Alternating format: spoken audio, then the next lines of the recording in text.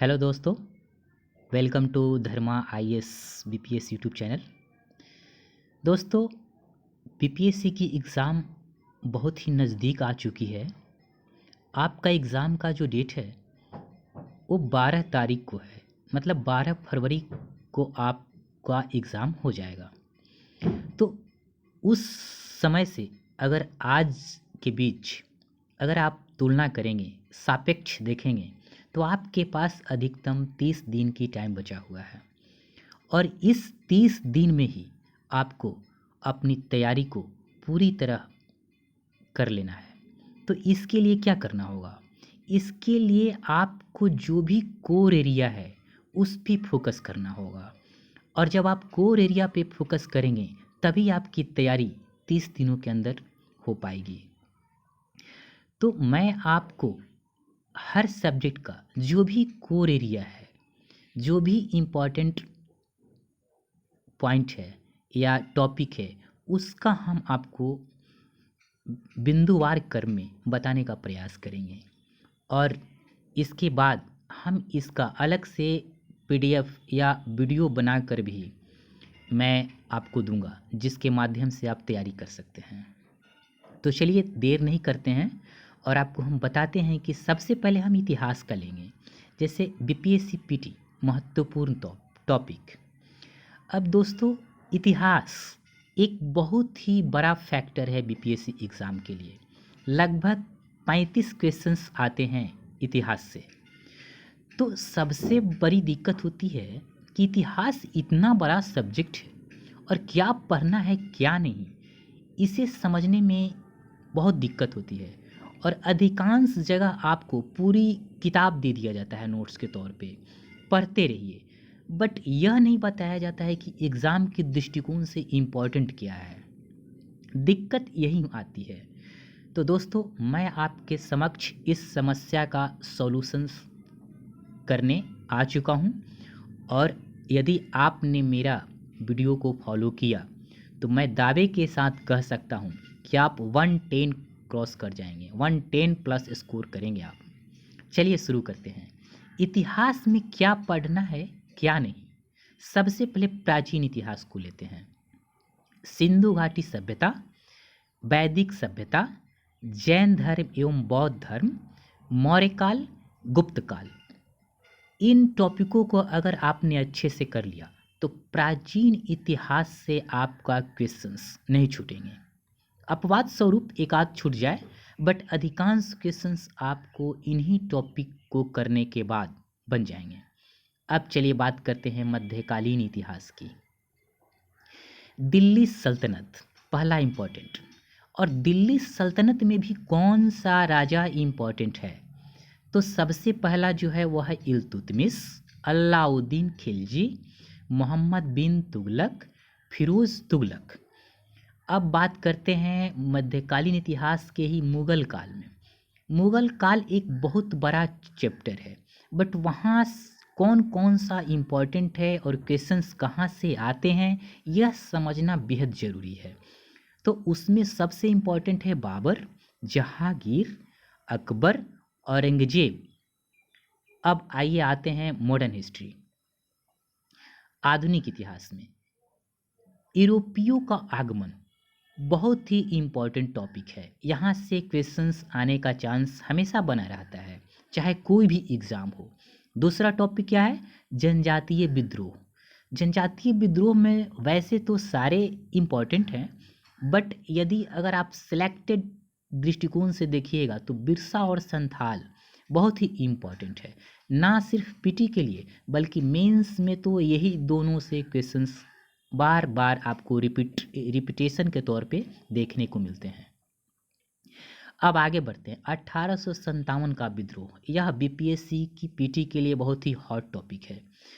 अब बात करते हैं हम सुधार आंदोलन। सुधार आंदोलन से भी बीपीएससी में क्वेश्चंस देखने को मिलते हैं। अब बात करते हैं राष्ट्रीय आंदोलन।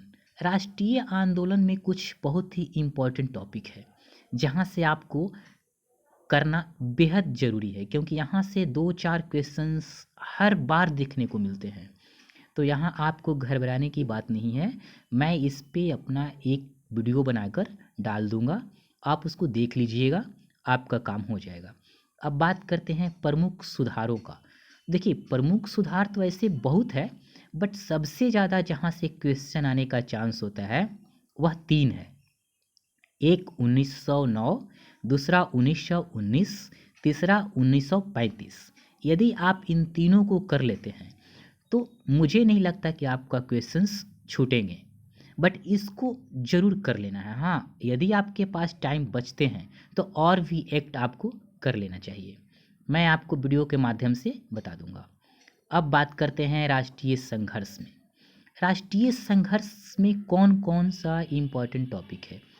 पहला स्वदेशी आंदोलन, उसके बाद चंपारण सत्याग्रह, असहयोग आंदोलन, सविनय अवज्ञा आंदोलन, गोलमेज सम्मेलन, Simon commission, Cripps mission, cabinet mission, Bharat छोड़ो आंदोलन। ये आपके बहुत इम्पॉर्टेंट हैं राष्ट्रीय संघर्ष के लिए। राष्ट्रीय संघर्ष में यदि आपने इतना कर लिया तो क्वेश्चंस आपका नहीं छूटेंगे। उसके बाद बात करते हैं हम जो बहुत ही इम्पॉर्टेंट टॉपिक है इतिहास में, भारत के प्रमुख गवर्नर जनरल एंड वायसराय। देखिए, इसमें वैसे तो बहुत सारे हैं, बट जहाँ से बीपीएससी क्वेश्चंस उठाता है वे इम्पॉर्टेंट ही होते हैं। जैसे Warren Hastings, Cornwallis, Wellesley, William Bentinck, Lord Dalhousie, Lord Canning, Lord Lytton, Lord Ripon, Lord Dufferin, Lord Curzon, Lord Irwin, Lord Mountbatten. यदि आपने इतना कर लिया तो मान लीजिए कि आपका गवर्नर जनरल से क्वेश्चंस नहीं छूटेंगे। ये बहुत ही इम्पोर्टेंट है। उसके बाद बात करते हैं हम प्रमुख सुधारकों की। जैसे प्रमुख सुधारक तो वैसे बहुत हैं, बट हमें किन किन के ऊपर फोकस करना है जहाँ से क्वेश्चन आने का चांस रहते हैं। तो सबसे इम्पोर्टेंट है राजा राम मोहन राय, उसके बाद केशव चंद्र सेन, उसके बाद ईश्वर चंद्र विद्यासागर, उसके बाद दयानंद सरस्वती, उसके बाद स्वामी विवेकानंद, उसके बाद सैयद अहमद खान। ये सब महत्वपूर्ण टॉपिक है। अधिकतर प्रश्न जो आपके हैं यहीं से आते हैं। इनको करने के बाद जब आपके पास टाइम बचेगा तो जो कम महत्वपूर्ण टॉपिक है उसको करना है। लेकिन अभी आपको हमने जितना टॉपिक बताया उसको करना है, मतलब 100% इसको यदि आपने कंप्लीट कर लिया तो मान लीजिए कि आपसे क्वेश्चंस नहीं छूटेंगे, क्वेश्चंस नहीं छूटेंगे आपसे। तो इतना करने के बाद ही आगे आपको बढ़ने का प्रयास करना चाहिए। जैसे मान लीजिए अगर आपका 35 क्वेश्चन इतिहास से आते हैं क्वेश्चंस, तो लगभग इतना करने के बाद ही आपको 30 क्वेश्चंस बन जाएंगे।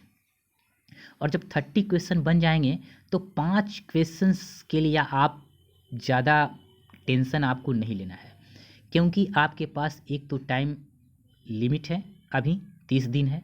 तो 30 दिन है तो उसी दृष्टिकोण से आपको अपना कदम बढ़ाना है, मतलब वैसे ही आपको स्ट्रेटजी बनाना है कि हम सारे चीज़ों को कर लें।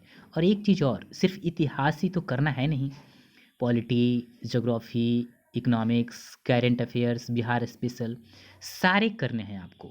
तो आपका जो मतलब कहने का मतलब है आपका जो फोकस होना चाहिए, अभी 30 दिन सिर्फ फोकस एरिया पे फोकस रहिए और इसको कंप्लीट करने के बाद ही आगे अदर टॉपिक करने का प्रयास कीजिएगा। तो दोस्तों, आज हमने आपको इतिहास का इम्पोर्टेंट टॉपिक बता दिया। कल हम आपको पॉलिटी का बताएंगे और वैसे ही धीरे धीरे geography, current affairs, Bihar special, science and technology, सारे का हम टॉपिक बताने का काम करेंगे। और मेरा प्रयास रहेगा कि हर टॉपिक के ऊपर बहुत ही संक्षिप्त और सारगर्भित तरीके से वीडियो बनाकर आपको दे दूं, जिससे आपकी तैयारी में आसानी होगी। जय हिंद दोस्तों।